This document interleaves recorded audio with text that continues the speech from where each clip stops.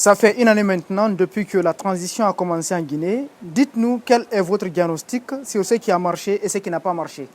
Donc avant tout, permettez-moi de m'incliner pieusement devant l'âme des illustres disparus, non seulement pendant cette transition, mais aussi avant.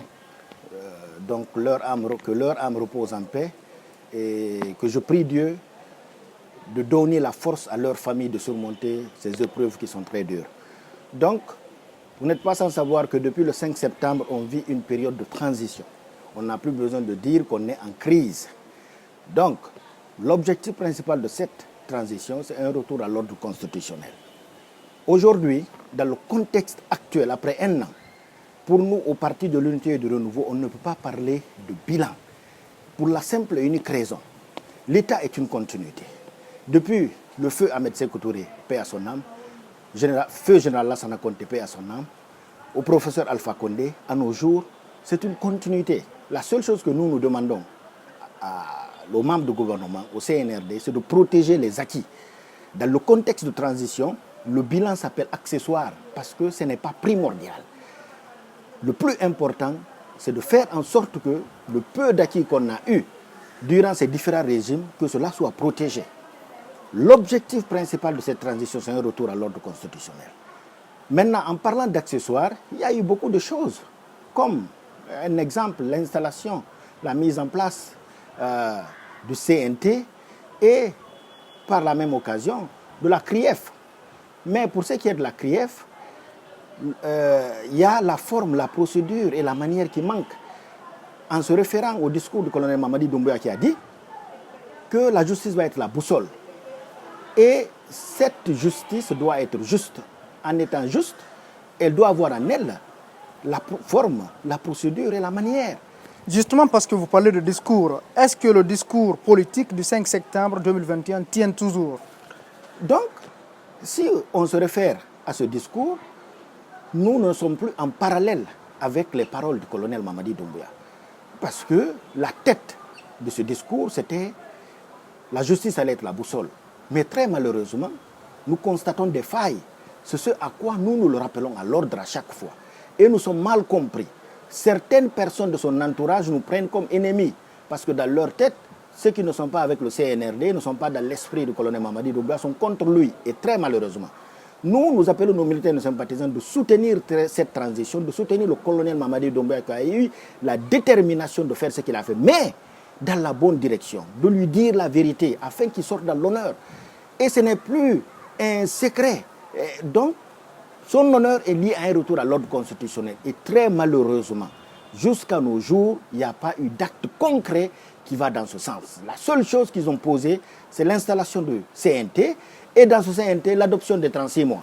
Et je profite de cette occasion aussi pour dire en même temps à certaines personnes qui disent « Ah, vous les politiques, vous êtes trop pressés d'aller aux élections. » Ce n'est pas parce que nous sommes pressés. Un exemple, mon cas à moi, je suis dans la quarantaine. Si on ajoute 20 ans, je serai dans les 60 ans. Je serai encore présidentiable. Si j'ai la santé, j'espère que je l'aurai. Donc, dans ce contexte, aujourd'hui, le monde est rendu un village planétaire. Même les grandes puissances ne peuvent plus vivre fermées. Et la transition fait en sorte que son pays soit fermé parce que tu n'es plus en coopération. Et à souligner que la Guinée vit de 60 à 70% d'importation. Donc, ces pays développés tiennent leurs ressources dans les pays sous-développés comme le nôtre. Donc, la période de transition fait en sorte qu'il y ait un blocus. Aucun investisseur ne va envoyer $1 pour investir dans le contexte tout en sachant que l'investisseur a besoin de deux choses. La sécurité des personnes et la sécurité des capitaux. Donc, la période de transition fait en sorte qu'il y ait blocus.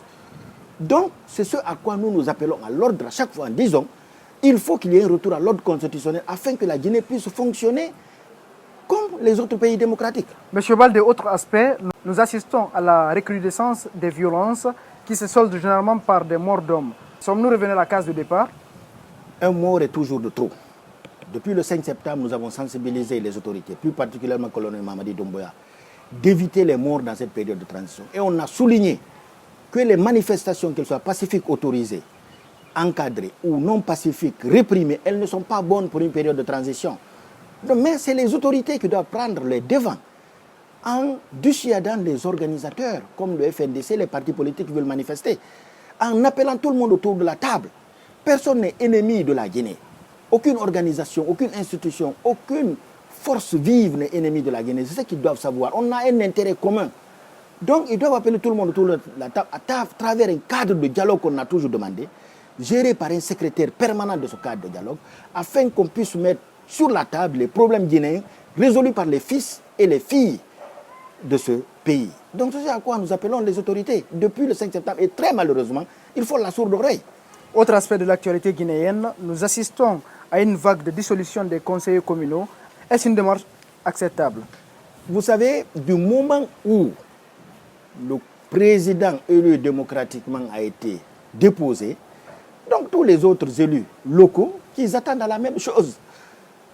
Nous disons aux autorités, ce n'est pas à votre niveau de faire cela, mais si vous pensez que c'est nécessaire d'aller vers un retour à l'ordre constitutionnel, alors faites-le selon les règles de l'art, en mettant en place, en suivant de vos décrets, à travers la forme, la procédure et la manière.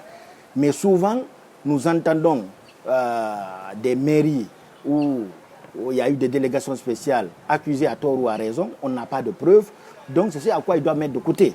Mais je tiens encore à rappeler, du moment où ils ont déposé un président démocratiquement élu, ce n'est pas un maire qui a été élu à travers une commune ou un autre qui doit être exclu de ce système, tout en se rappelant que les députés aussi ont subi la même façon. Donc ce que nous disons aux autorités, c'est de faire en sorte de procéder leurs actions par la forme, la procédure, la manière, tout en se rappelant que le colonel a dit la justice va être la boussole et d'aller vers un retour à l'ordre constitutionnel. En tant qu'acteur politique, quelles seraient vos recommandations pour cette deuxième année entamée? La chose la plus importante, le MATD a fait un travail excellent à travers un document qui nous élabore la procédure, le processus, le processus pour terminer la transition, comme l'élaboration du fichier électoral, le recensement général de la population, le recensement administratif, écrire la constitution, sanctionner cette constitution à travers un référendum, et les communales communautaires, les législatives et les présidentielles. Ça, c'est la procédure, ça c'est une bonne chose.